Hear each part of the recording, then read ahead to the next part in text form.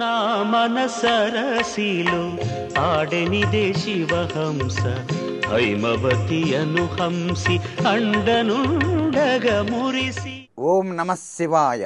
ఓం నమో నారాయణాయ.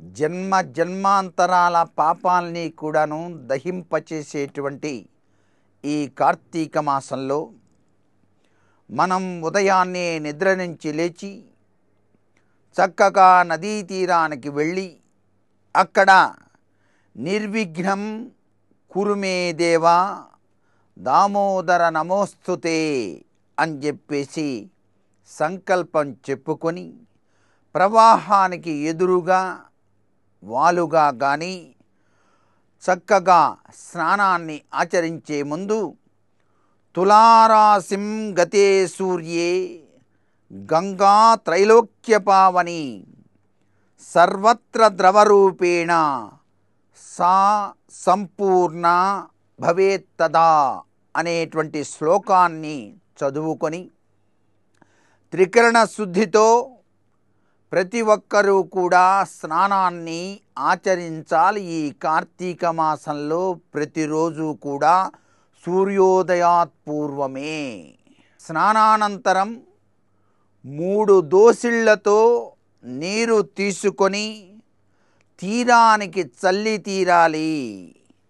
పితృదేవతలకు తర్పణం కూడాను విడవాలి.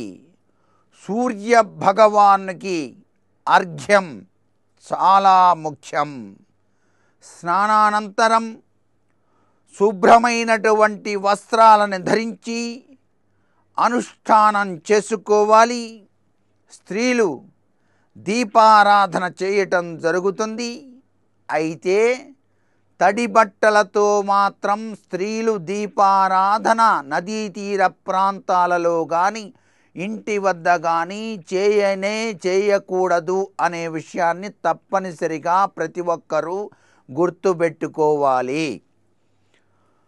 అందుచేత ఈ కార్తీక మాసంలో అఖిలాండ కోటి సౌందర్య తత్వమంతా కూడాను దీపారాధనలోనే కనిపిస్తూ ఉంటుంది.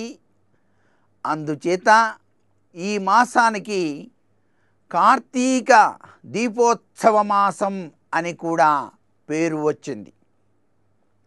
ఈ మాసంలో ఎవరైతే నిత్యము పవిత్ర స్నానం చేసి దీపారాధన చేసి పరమేశ్వరునికి అభిషేకార్చన చేయించుకుంటారో వారికి జన్మరాహిత్యం కలిగి తీరుతుందని శాస్త్రవచనం.